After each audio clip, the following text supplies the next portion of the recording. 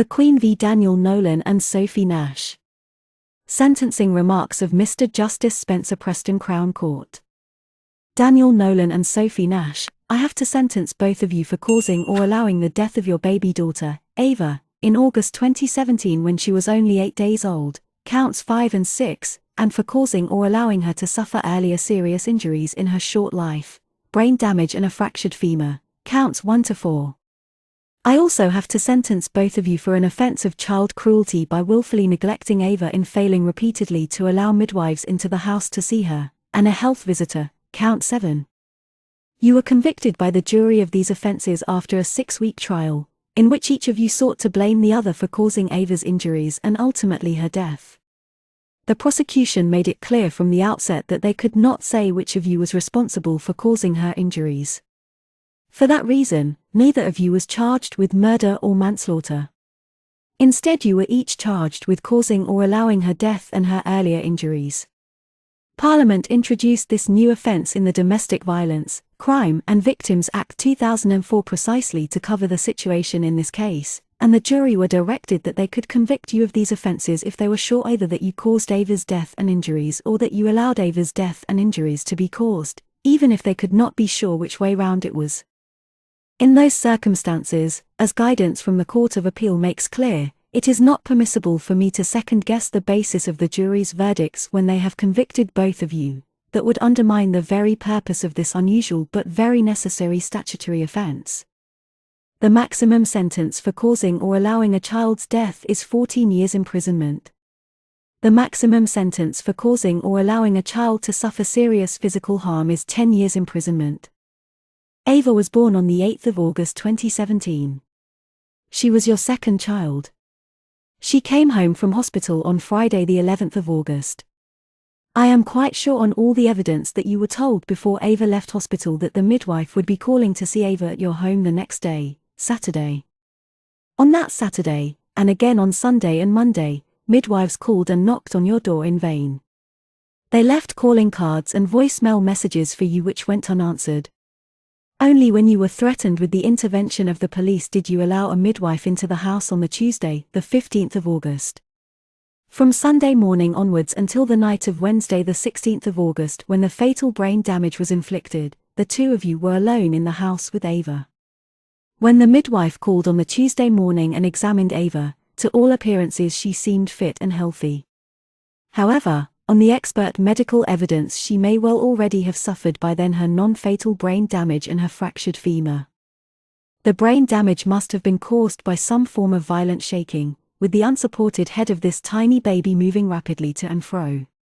The fractured femur must have been caused by a violent pulling and twisting of the knee, probably during a nappy change. Whichever of you it was who caused those injuries must have known at the time that she had been seriously hurt by her distressed crying or screaming. That reaction may, however, have been transient, with no physical signs of injury apparent. That would explain why the midwife found nothing amiss, if the injuries had by then already been caused. If the injuries were caused after the midwife's visit, as the consultant pediatrician Dr. Evans thought more likely, it must have been quite soon afterwards that Tuesday, based on the aging of those injuries by the expert medical witnesses. A summary of their findings which was placed before the jury will be appended to these sentencing remarks. The non-fatal brain damage is most likely to have been caused around midnight on the Monday, but could have been caused from midnight on the Sunday up to midnight on the Tuesday. The fractured femur is most likely to have been caused around 6 p.m. on the Monday but could have been caused from midnight on the Sunday up to noon on the Tuesday. There is no evidence that either of you left the house that Tuesday. Throughout that day Ava, in her Moses basket, was alongside the mattress in the downstairs sitting room which served as your makeshift double bed. Both of you would have been aware of any distressed crying or screaming by Ava. This was a small house. You both spent most of the day and night in that room. One of you caused these earlier injuries, the other must have been aware that Ava had been hurt. The injuries may have been caused in a single episode, or they may have been caused some time apart. It is impossible to say for sure, but Dr. Evans thought it more likely there were separate episodes, because it would be unusual to find this combination of injuries, brain damage and a broken femur, from a single episode of shaking. The more likely site of any fracture associated with shaking would be the baby's ribs, squeezed hard, but Ava's ribs were undamaged. There was also bruising to the back of her head inside the scalp, a bruise to her back over the spine, and a bruise to the surface of the brain itself, all of a similar age to the two principal earlier injuries. The fatal brain damage must have been caused late at night the following day, Wednesday the 16th of August. That afternoon another medical professional, a health visitor, had called at the house at about 4 p.m. She wanted to see your older daughter, aged 12 months, who was away from home staying with her grandparents at the time, but she also wanted to see your new baby, Ava. The health visitor knocked on the door in vain, leaving her calling card. You, Sophie Nash, left a voicemail message for her later that evening in which she said, quite falsely, that you had been out when she called. At 7 o'clock that Wednesday evening you were taken by surprise by the visit of a police officer, who had been detailed to call at the house to follow up concerns about possible domestic violence. It was an unwelcome visit which must have reopened resentment and arguments about what you both saw as unjustified interference by Sophie Nash's mother. It was she who had drawn to the attention of the midwife at hospital her concerns about the tensions and potential for violence in your relationship with each other. That police officer saw Ava in her Mosa's basket and heard her crying and whinging. She could not possibly have known that Ava had undoubtedly by then suffered that earlier brain damage and fractured femur. She accepted your insistence, Sophie Nash, that you were not the victim of domestic violence or controlling behavior on the part of Daniel Nolan. She left shortly before 7:25 p.m. It was at 11 p.m. that a 999 call was made reporting Ava's collapse. Only the two of you know what really happened in the lead up to that 999 call. One thing is certain. Ava was shaken in some way by one of you, with sufficient force to cause her fatal brain injuries. She weighed only 6 pounds 10.5 ounces. She was only 8 days old. She was a defenseless baby. It was the duty of both of you to protect her.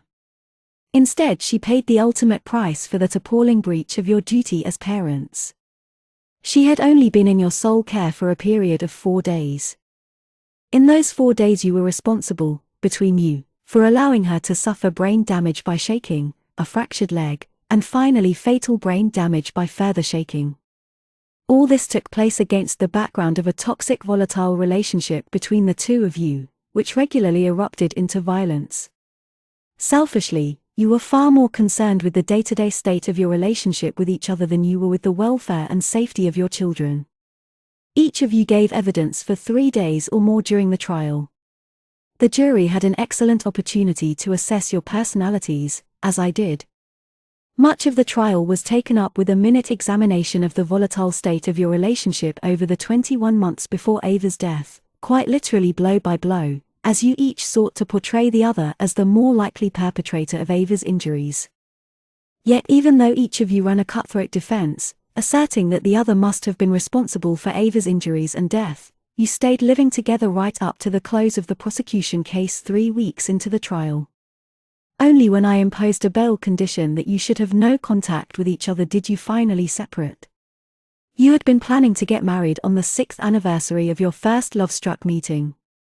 That anniversary was the 28th of November 2021, at the end of the first week of the trial. You informed friends on Facebook that regrettably it had been necessary to postpone the wedding because of some unfortunate events. In the poorest of taste, unthinkingly perhaps, but in my view revealingly, you chose to have your special night out together in Blackpool to mark Daniel Nolan's 30th 16th birthday on August 2021, the 4th anniversary of Ava's death. All this demonstrates your selfish and obsessive preoccupation with each other which cost Ava her life. You both had a poor start in life. You, Daniel Nolan, suffered serious physical abuse at the hands of your father as a young child. You expressed to Sophie Nash your concern that you might become like your father. The psychological impact of that abuse has dogged your adult life. The jury heard evidence from a psychologist of the way in which such childhood trauma can have lasting negative effects: lack of self-worth and self-confidence, increased anxiety, susceptibility to bullying. On the other hand, and by contrast, it was you rather than your business partner who had the gift of the gab in cold calling customers in their homes for odd jobs. You had no difficulty in conducting online chats with 3 separate women, flirting with them only weeks before Sophie Nash was due to give birth. You claimed to have a phobia of traveling on motorways as the explanation for not being able to face the journey to hospital in the ambulance with Ava and her mother when Ava was dying. Yet you had made the 10-hour motorway journey by coach from Manchester to Portsmouth several times to visit and court Sophie Nash at the start of your relationship. You, Sophie Nash, have had to overcome serious disabilities. You suffer from cerebral palsy, the result of a stroke when you were born. It has left you with very limited use of your right arm, which severely hampered your ability to hold your babies and nurse them as you would have wished. At the age of 18 you were diagnosed with epilepsy, which interrupted your education and requires constant medication. You also suffer from autism, which affects your ability to process information and to engage entirely normally with people. It was for this reason that you had the assistance of an intermediary throughout the trial. I do not underestimate these difficulties. But you, Sophie Nash, are an intelligent and articulate young woman, much brighter intellectually than Daniel Nolan. In your early 20s you overcame your difficulties by succeeding in gaining a place at university, studying biomedical science. Your mother continued, very naturally, to be extremely protective of you, but by your second year at university you were enjoying increased independence and fulfillment. You both lived with Daniel Nolan's mother and stepfather in Manchester for a while, then the two of you obtained a flat of your own nearby. You were living there when your first daughter was born in August 2016. Understandably you struggled as a new mother because of your disabilities. Daniel Nolan was your official carer, receiving state benefits as such. Even when you were living in Manchester your relationship was volatile and at times violent. There was an occasion in October 2016 when you, Sophie Nash, threatened to walk out, phoning your mother in Winchester in the early hours of the morning complaining that you were being kicked out into the street. She was sufficiently concerned to call the police. There was an incident at the home of Daniel Nolan's mother and stepfather, before your first daughter was born, when a violent argument ended in physical violence between you. Both of you had a short fuse. Your quick temper, Daniel Nolan, was shown in an unseemly argument with Sophie Nash's mother when the two of you took your first daughter down to see her in Winchester in November 2016. You, Sophie Nash, were left in no doubt about his Jekyll and Hyde character. In January 2017 you were telling Daniel Nolan in a Facebook message that you could both be nasty people to each other and sometimes took it out on your young first daughter, barely 5 months old. You, Daniel Nolan, have claimed that you saw Sophie Nash slap her on at least 2 occasions. She denies it. I make no finding about that.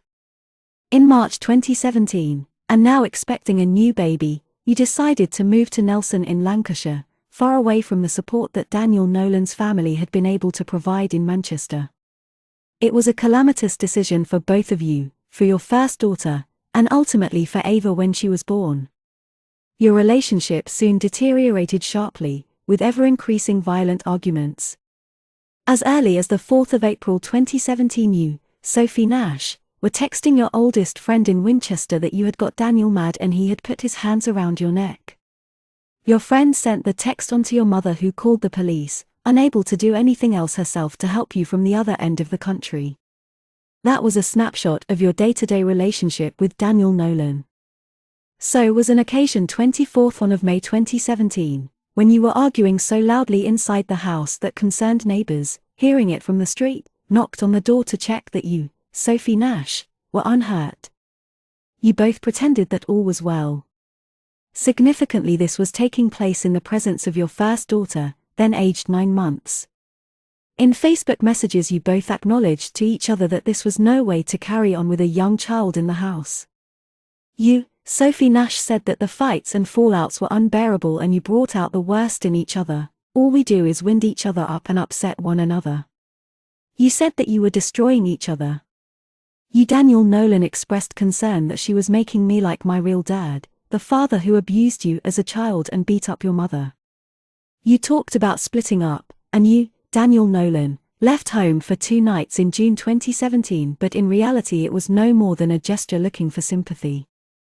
You were soon back together again and carrying on as before. The damage caused to the house is testament to the violence of your arguments, fragments of glass embedded in the sitting room wall, from the throwing of an ashtray or a tumbler by one or other of you, with counter-accusations about that still being made during the trial, a mug of tea thrown by you, Sophie Nash, at a wall in your first daughter's bedroom in the course of an argument, thrown hard enough to leave a dent in the wall. And this when your older daughter was at your side, bedroom door. Panels kicked in by you, Daniel Nolan, during another violent argument. In your evidence before the jury you, Sophie Nash, eventually admitted in cross-examination that in the final weeks of your pregnancy with Ava there was violence between you during arguments almost every day. You would slap and kick him. He would slap you. It must have been a dreadful atmosphere for your first daughter when she was in the house with you, although she also spent a good deal of time away at her grandparents' home in Manchester, to ease the burden of childcare for the two of you. In hospital the day after Ava's birth, Sophie Nash's mother very properly alerted the midwife to her concerns about the state of your relationship, and its implications for your young family. You, Daniel Nolan, were so enraged by this interference that you lost your temper on the ward, biting back your anger as the midwife tried to mediate, having called security as a precaution. Sophie's mother was punished by not being allowed to take your first daughter with her back to Winchester for 2 weeks to spend some time with her family down there. Your first full day at home with Ava, Saturday the 12th of August, was a disaster. You had pressed on with plans for a party at the house to celebrate your daughter's first birthday. Your family, Daniel Nolan, came over for the day from Manchester. Your best friend, Sophie Nash, had come up from Winchester to be your birthing partner, and she and her mother were also at the party. You, Daniel Nolan, were suffering from a painful tooth abscess. You drank too much beer and brandy. To the astonishment and concern of your guests at this children's party you dealt with excessive noise from your neighbor next door by going round and kicking at his door armed with a frying pan which you produced from behind your back to threaten him when he opened the door. Fortunately his partner dragged him back inside before there was any actual violence, but the police had to be called to calm the situation down. Later that afternoon, following an argument with Sophie, you were in such a temper and rage that you went outside and punched the shed to the further surprise and concern of your guests. You had lost it. That then was the way things stood at the start of Ava's first and last week of life. On the Saturday evening your family went back to Manchester, taking your older daughter with them at your request. Astonishingly you, Sophie Nash, told the jury in re-examination that you had even asked Daniel's mother to take Ava back to Manchester with them as well, only 4 days old and the day after she had come out of hospital. It was agreed that Ava would remain with you both at the house in Nelson, to give you an opportunity to bond with your new baby. On Sunday morning your friend from Winchester and her mother set off home. You were then alone in the house with Ava until her death 4 days later. On the Monday morning, August, there was another clearly evidenced demonstration of your violent temper, Daniel Nolan. Still in pain from the abscess, and frustrated by the burden of childcare and Sophie's inability to play her full part, you lost it again, smashing a pane of glass in the living room door whilst Ava was in the same room in her Moses basket, with Sophie alongside her. This was the background against which the two of you willfully neglected Ava by failing to allow the midwife into your home to see the baby on 3 successive days. You, Sophie Nash, say that you tried to get to the door but couldn't make it in time because of your disability. You say that you were too embarrassed to phone the midwife afterwards and give that explanation in response to her calling cards and voicemail messages. I reject that particular excuse without hesitation. The truth is that neither of you wanted health professionals in the house until you were forced to allow one in under threat of the police becoming involved. By the jury's verdicts, whichever one of you was not responsible for actually causing Ava's injuries was guilty of allowing her injuries and her death by failing to protect her, when the risk of injury to her from one or other of you in this violent household from a sudden loss of temper was or should have been perfectly obvious to you both. The sentencing guidelines. In sentencing you for these very serious offences I am required to follow the relevant Sentencing Council guideline. In relation to causing or allowing Ava's death, Counts 5 and 6, I am satisfied that for both of you this was a case of high culpability. 3 of the factors in the guideline are made out. First, the fatal brain damage Ava sustained from that final shaking shortly before she died was caused by the use of very significant force. The significance of the force used must be judged in the context of Ava's extreme vulnerability as a tiny baby only 8 days old. This injury would have caused her excruciating pain, hence the screaming you both described, but mercifully she would soon have become unconscious, never to wake up. Second, there was a deliberate disregard by both of you for Ava's welfare. Third, this was the culmination of multiple incidents of serious physical harm. The starting point under the guideline for a Category 1A offense is 9 years custody, with a range up to 14 years, the maximum for the offense. In relation to the earlier non-fatal brain damage, counts 1 and 2, it is impossible to say what the long-term consequences of that serious physical harm would have been, because Ava did not survive more than a day or 2 afterwards. I therefore treat it as Category 3 harm. The force used in this earlier shaking must have been less than the fatal shaking, but it was still the use of significant force.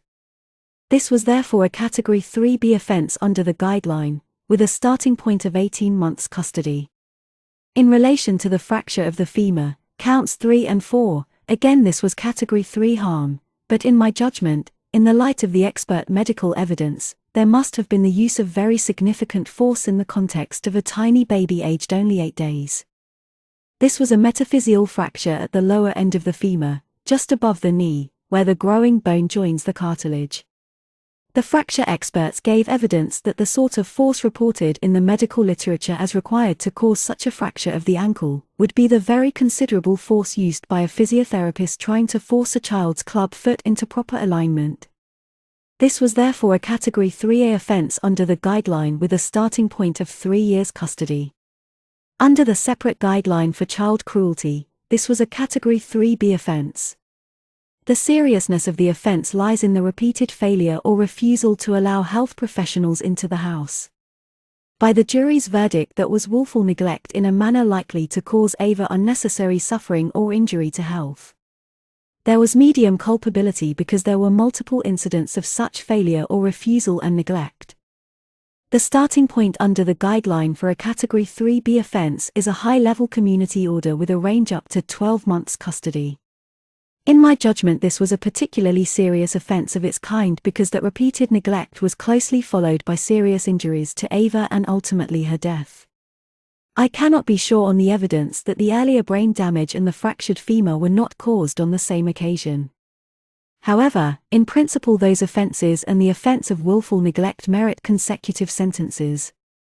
The overall sentence I pass on each of you will therefore reflect the overall criminality of all your offenses, but I shall pass the lead sentence on counts 5 and 6, causing or allowing Ava's death, with concurrent sentences for the other offenses. I take into account the principle of totality.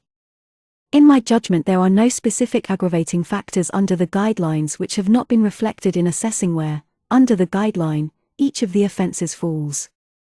Neither of you has shown genuine remorse for these offenses. Remorse would have been demonstrated by early admissions of guilt when you were interviewed by the police back in 2017, and by guilty pleas to these charges.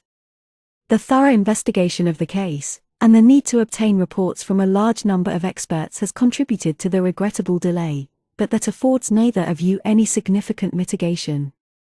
For 3 years after April 2018 you were released under investigation and no longer subject to bail conditions. You set about carrying on your life together. It was only when the summonses were served in March 2021 that things changed. I turn to mitigating factors and your individual circumstances. Daniel Nolan, you, Daniel Nolan, are now 30 years old. You were 26 when Ava died. You have some comparatively minor previous convictions, but they were a long time ago and I disregard them save to acknowledge that you cannot put yourself forward as a man of good character. I bear in mind the evidence given at trial on your behalf by the psychologist, Dr. Wood, and the content of his reports. I accept that you still suffer from the impact of the serious physical abuse you suffered as a young child.